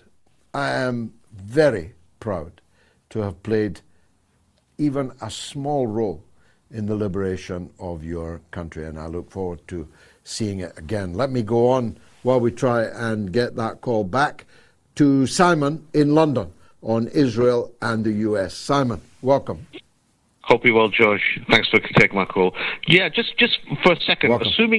assuming that for a second that Israel and its backers are using the Epstein material to blackmail Donald Trump right now. We know that Epstein has been mentioned numerous times in the Israel has been mentioned numerous times in the Epstein files. We know that, right? But that kind of leverage only really works because Trump is afraid of being exposed. You know, the moment he stops complying, the power of blackmail weakens. You know. Now here's the key point: if Israel does actually pull the trigger and releases anything for whatever reason, maybe Trump's not doing as he says, you know, maybe Miriam Adelson is upset, you know, with him because he hasn't done as he's told, you know. It just doesn't damage Donald Trump. It exposes the entire operation behind it, you know. But even more damningly, it means that Israel is exposed and damaged too, you know. And it also results in those who know they have been compromised or take money from Israel to suddenly pull back and rally around the president, you know. Now, if Israel exposed, you know, its credibility collapses, its alliances come under pressure, and in my view, Israel fails. You know, it falls almost immediately. You know. Now let's bring the CIA. You know. Now, if the CIA realizes that an allied asset like Israel is being blackmailed, blackmailing, U.S. president, you know, they can't allow this to happen. They can't allow this to expose publicly, you know, because it threatens the entire U.S. system. Even if parts of the system are compromised, what they'll do is they'll still act to contain it, and they'll protect the presidency no matter what, and the system first, you know. And here's the crucial part: they won't just sit back and do nothing, you know. Even though they're closely aligned to Israel, they just won't sit back and do nothing. They'll withdraw support, they'll apply pressure behind the scenes, and no doubt they'll make Israel's position so difficult that eventually politically it collapses, you know. So I think Donald Trump is worrying. If he is listening to Israel, he's worried about himself being exposed. I think he's worrying too much, and he should just let it go on, you know. Because if Miriam Adelson or whoever it is threatening him or trying to expose him or threatening to expose him, you know, Israel collapses too. So effectively, it's. Yeah, I think that's James, Simon rather. Forgive me. I think that's plausible. The points that you've made, more than plausible, highly likely in some part, but we don't know what it is that Donald Trump has done. You see, there's a scale of wrongdoing. It's wrong if you're a married man, if you're a prominent politician or a prominent banker or a prominent businessman, to have illicit sexual relations with younger women. It's wrong. But it is a crime if the younger woman is actually a girl, if the younger woman is actually a child. And it is a crime if not only sexual abuse, but physical abuse on top of the sexual abuse has been practiced. And some of the things that we now read in the Epstein files, they're not things that are proven. They're not things that have been tested legally. But if even 100th, 1,000th of them are true, if they're only 1,000th part true, they are so profoundly criminal and evil that too brings down the system. If it were revealed, I'm not saying it could be, not saying it did, but if it were revealed that some of the allegations that have been made in FBI documents from people's statements about the President of the United States, he could not survive. I don't mean he'd just be a wounded president. I don't mean he'd be the president that brought the Israel house down. I mean he could not survive. He would be banished forever, and his bloodline would be banished forever, and those who could be prosecuted would be prosecuted, would have to be prosecuted and imprisoned, and for years. So we don't know what is done, and that's why we cannot properly calibrate the level of the blackmail. Now, it's like this dichotomy that I often make. There's a difference between embarrassing things being revealed and shameful things being revealed. And the example I always give, if you walked in and found me having sex with my wife, it would be embarrassing. But if you walked in and found me having sex with your wife, that would be shameful. And still more shameful if it was even worse than that you walked in on. Simon, thanks. Food for thought. Now, the Moats podcast is in the top 40 for politics in New Zealand, Malaysia, Saudi Arabia, and Australia this week. That's a terrific scan. New Zealand, Malaysia, Saudi Arabia, and Australia. So please make sure you download the podcast. Scan the QR code right now. We're also, by the way, in the top 10 for politics in Uganda, Ghana, the UAE, and South Africa. Top 10. See you in September. James had a bad line. He's now back on a better line from Cape Town, South Africa. James, welcome. Thank you, George, for welcoming me back again. George, we have a problem here in this country because of Donald Trump in particular. I know. At first, he started accusing us of white genocide, and when we took Israel to the International Criminal Court, that's when these things came up. And then later on, now we have a problem again when we keep on saying that the struggle of Palestinians is our struggle, as our late President Nelson Mandela once said that the struggle of Palestine is also our struggle. We are not free until Palestine is free as well. So those are some of the things that are affecting us. And if you look at the current conflict there in the Middle East, it is very pernicious on us. I mean, the government is now scrambling to cut fuel levies, taxes on fuel to try and alleviate and cushion actually the impact of the closure of the Strait of Hormuz, or the partial closure thereof. So it's quite bad. Even now, other people are starting to look at models of how do they go to work, try to work remotely, and starting to revert back to the lessons learned from COVID time. I just wanted to say to you, George, thank you very much for always keeping it real. You know, us millennials would like to say you keep it real. So thank you very much for keeping it real and being on the side of humanity and on the side of the truth and on the correct side of history, because generations from now, we will be judged on which side were we on, and our great-grandkids, our grandchildren are going to ask us, what side were you on when some of these atrocities that are taking place across the world are taking place?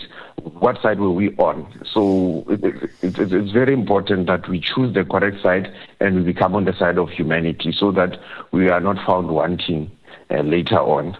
And we don't want to find ourselves being judged. Amen, James. Very beautifully said, very beautifully spoken. And though you will have missed what I had to say, I'm very much looking forward to my return to Cape Town in September. And do please come to some of my meetings or one of my meetings and do introduce yourself. And that goes for all of our viewers in South Africa. Do come and tell me that you are amongst our audience on the show. Here's some comments.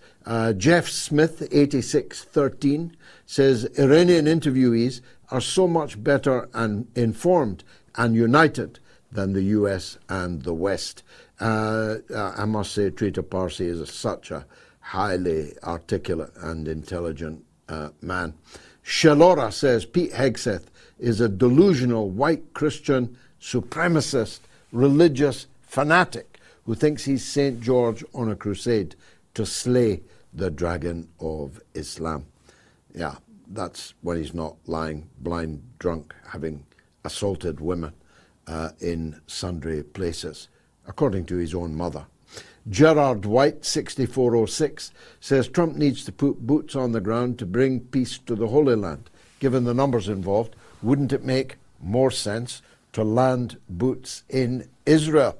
And Anne Violet, 4727, says Trump is deranged. He needs to be locked up before he resorts to nuclear bombs. Amen to that. Sean is in Washington, D.C. Let's see if he's got any further and better particulars on what the president's going to say. Sean, welcome. Thank you, George. Can you hear me? Very clear. Go ahead. Sir, for everything that you've done over the years, and especially with this program, it's a joy to listen to everything that you do and the people that you bring on. I wanted to, as an Iranian American living here, I wanted to mention that this issue with Iran is started almost 30 years ago with the Nato laws that passed 99-1 in the Senate, and Iran-Libya Sanctions Act.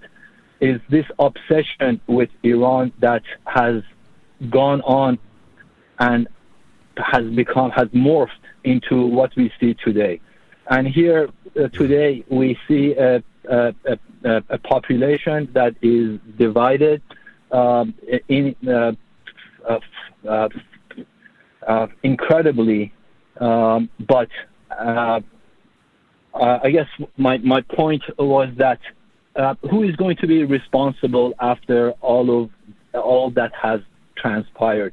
At the end of the day, this war is going to, one way or another, is going to end. But the solution that we're going to experience over the next few weeks is going to be more, treating the problem like a nail and dropping more and more bombs.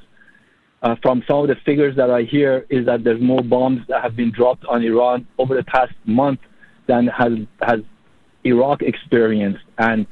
And all this brute force.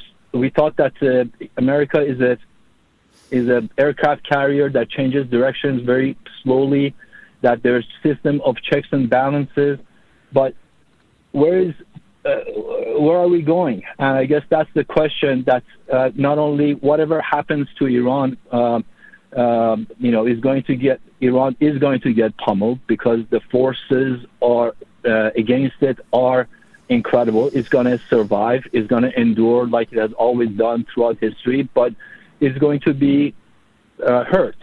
And where are we? And what does that tell the world? Where is the rest of the world?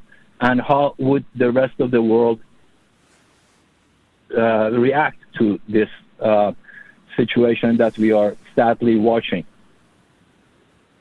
Well, very powerful, and I'm very glad that you called in. The United States is carpet bombing Iran now. There's no pretense of guided missiles, and even when they are supposedly guided missiles, Tomahawks and the rest, we saw in Minab what the result was in the girls' primary school. And that was their so-called targeted missiles. Now, these B-52s are dropping gravity bombs. And for those who don't know what a gravity bomb is, you just open the bomb door and let the bomb drop out. The carpet bombing of Vietnam is something that no one who was around at the time and conscious, and I was, will ever forget what carpet bombing looks like. What rolling thunder meant. It meant opening the bomb doors and dropping high explosive wherever it landed and upon whomever it landed. No pretense at not targeting civilians, hospitals, schools, ambulance personnel, health centers, libraries, priceless museums and artifacts. The patrimony of humanity. No pretense at seeking to avoid such targets. So this is a very, very big crime. It has not succeeded. That much is clear. More of the same is not going to succeed. Surely that much again is clear.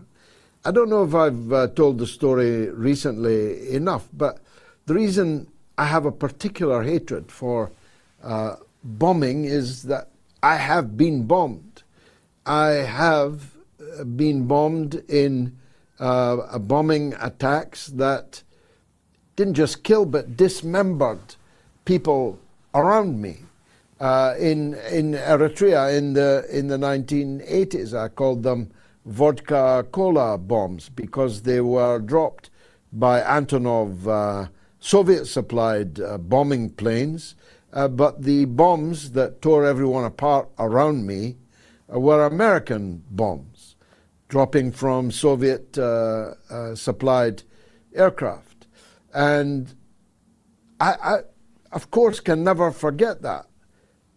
And if you've ever been in such a situation, you would hate bombing as much as I hate it, pressing your face into the dirt, begging the Lord to allow you to sink deeper into the earth, hearing the screams of the people, in this case children, being lacerated all around you, red, hot, razor-sharp steel sheets of flying glass.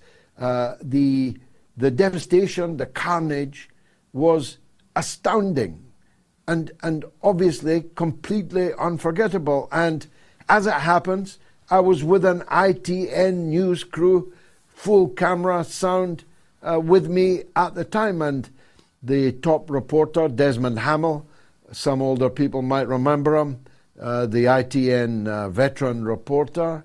When the bombers moved on and we were safe to do so, we stood up and he began talking into his microphone and the camera roved amongst the dead and the dying. That's something I personally witnessed. I was in a bombing raid. And so when you see, as now I do, the apparent equanimity with which people regard the carpet bombing of cities, it is inexplicable to me. It can only be explained by virtue of the fact that most people have not actually ever heard the sound of a bomb, felt the blast of a bomb, seen the effects of a bomb. Well, I have, and it's the reason why I hate it so much. Barry is in California, He's got an April Fool's joke. On you go, Barry. We're in need of some light relief. Thank you. Being All Fools Day today, I thought I would be a fool and tell some jokes, and they're on my website. And then at the end, I'd like to sing a brief masterpiece from the Jewish service. I know that you're religious. And the translation in English is, "Who is like unto thee, O Lord, among the mighty? Who is like unto thee, glorious in holiness, majestic in splendor, doing wonders? This is my God, the Lord will reign forever and ever." But I want to add that I am a secular Jew. I like to say that I'm a Jewish anti-Zionist activist and journalist, and I've been doing political action you're a since I hero. was 14. You're a hero. Anyway, George, I want to say you have a great sense of humor. I've quoted several of your jokes on my website with attribution, of course. For example, the spirit of Alaska was spirited away. And my favorite, the two major parties are two cheeks of the same arse. And I assume that it applies to both. That's probably my most famous one, yeah. Tell us your website. We need to know your website so we can look it up. Oh, thank you. All right. It's simply patreon.com/Barry Barnett, and it has over 140 pieces. And because I have so many serious, over 100 political and environmental articles, I actually have over 35 collections of original satire, humor, and jokes. So one of my political satires is, I made all these up, the U.S. has 4% of the world population and 40% of the propaganda. And some of them seem like just jokes. Pardon? Absolutely. You've got 5% of the world's population and 25% of the world's prison population. Yeah. You're 5% of the world's population, and you consume almost 40% of the world's pharmaceuticals. Go on, Barry, because I need to hurry. I need to hurry you up. Give us at least one joke. Right. No, the song will be very short. Okay. Some seem like jokes, but on second thought, many listeners may be able to identify with them. For example, Nikola Tesla, sadly, died penniless because he went bankrupt trying to pay his Edison bill. And the last one, some of my jokes are risque. Neil Armstrong was not only the first man on the moon, but also the first man on Mrs. Armstrong. So anyway, I would like to wax melodious now, like Ouroboros. And this is the song. Micha mocha bohelim Adonai, Micha mocha nedar b'hakodesh, Nohora tehilot, Nohora tehilot, O sefer Helel, Malchutecha ra'u v'hanecha, Bokei hayom litnei Moshe, Eli, I think we'll need to fade. We'll need to fade, Barry, because the legend that is Erebos has just come up on the line. And much as I enjoyed, you've got a lovely voice, by the way. You wouldn't get hooked at the Empire Theatre, at least not for the first few minutes. And that was some light relief, and we're grateful for it. But Erebos is both a legend and it's his birthday today. So I cannot possibly allow the show to end without hearing from the legendary Erebos in New York on Trump's madness. Erebos, go ahead. Fidelitas facilitations and salubrious salutations. Yes, it is indeed. I go double nickel today, for those who would know what that means. It's probably the only day in the calendar I have any serious affection to.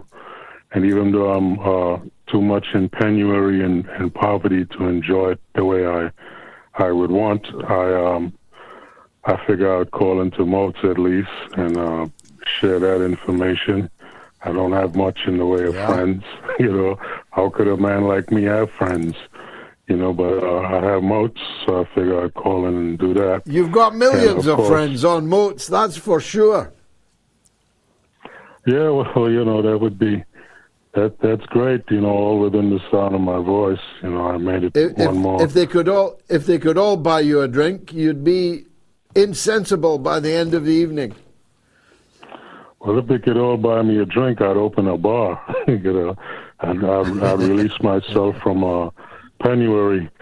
I sell them all the Devil's Buttermilk, which is also a great lingerie line, it must be said here. I just wanted to mention a shout out, of course, to Clan Galloway, all the sponsors of the magnificent mother of all talk shows, because without their sponsorship, people like me wouldn't be able to call, so shout out to them.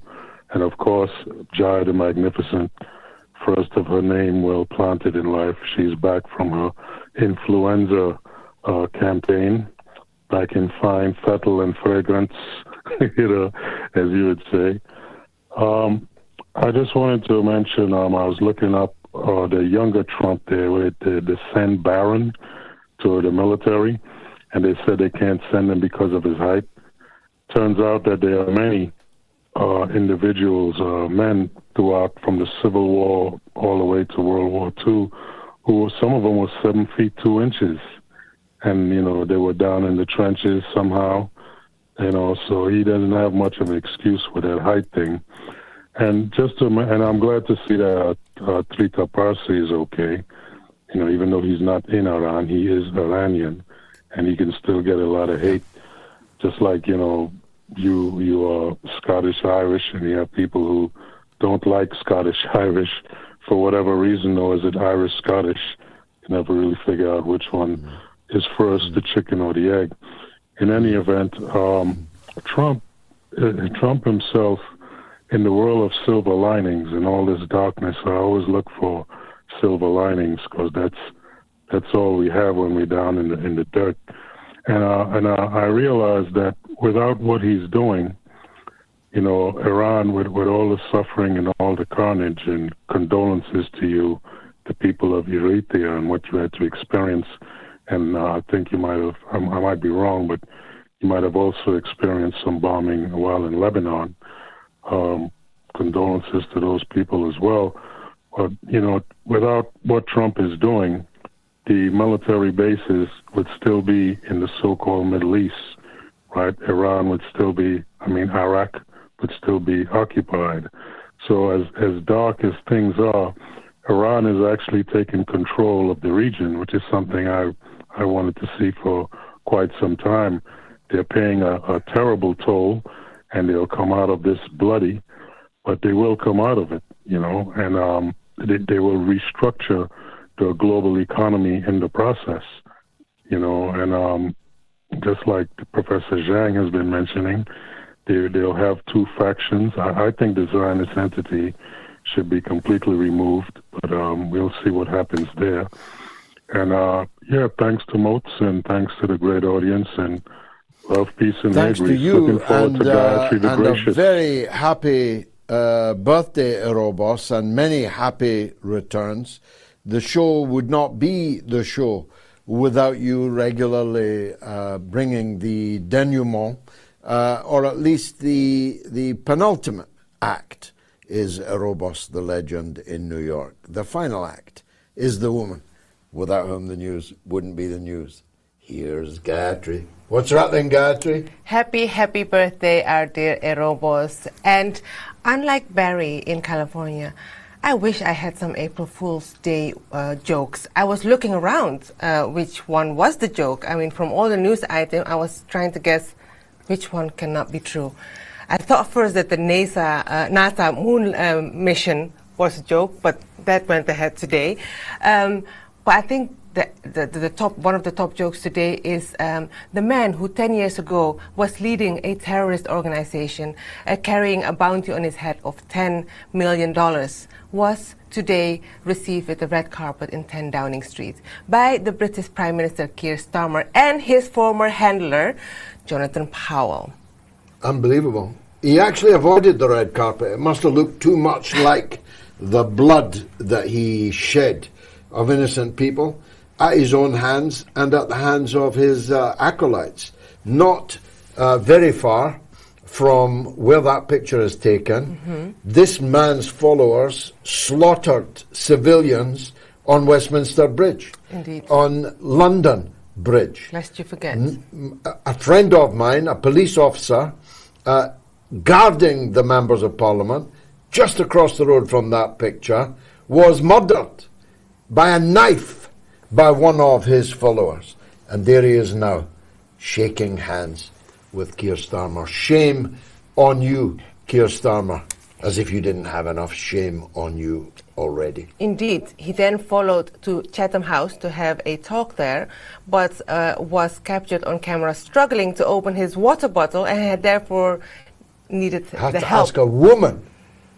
You won't even shake hands with women. No. And the women hairdressers in his country are now banned from their profession, right? They're no longer allowed to profess And their job. men are not allowed to cut Cut women's the women's hair. hair. Yes. Unbelievable. And alcohol is being banned from certain places, even though there are very significant Christian minorities, but still very significant in his country. On Monday, the day before, he went to Germany, where he met with Chancellor Merz, and he very confidently, Merz, I'm talking about, was able to announce that by 2030, so in less than 5 years, about 800,000 Syrians now in Germany will be able to return to Syria.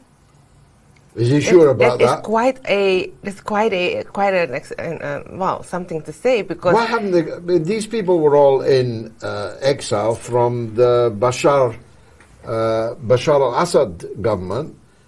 Why have they not gone back now that Bashar is no more? And they have made a point of it, because there are already videos going viral on the internet of Syrians in Germany showing their German passports, saying, no, we're German now, we won't return, and we will even not speak Arabic anymore. I mean, it's such a circus, such a circus. Sounds like an April Fool, you're right. Yeah, I wish it was, but alas, it is not.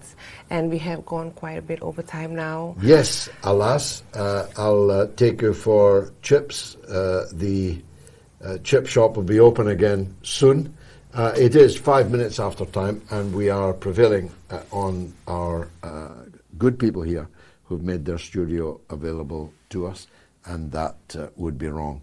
40,161 of you voted narrowly that Trump will not obliterate Iran's energy and water facilities. Well, it's been marvelous for me. I hope it was for you. If you enjoyed watching as much as we enjoyed making this show, we can all go to bed happy. We'll see you, God willing, on Sunday for the mothership, the mother of all talk shows. Thanks for watching us.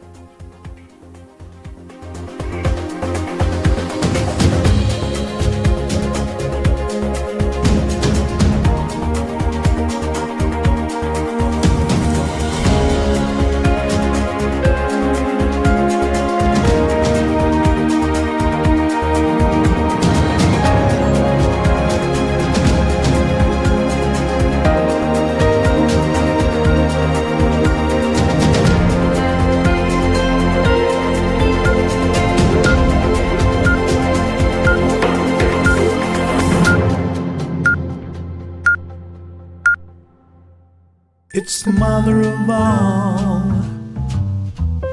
talk shows. It's the mother of all talk shows. It's the mother of all talk shows. Go get 'em, George.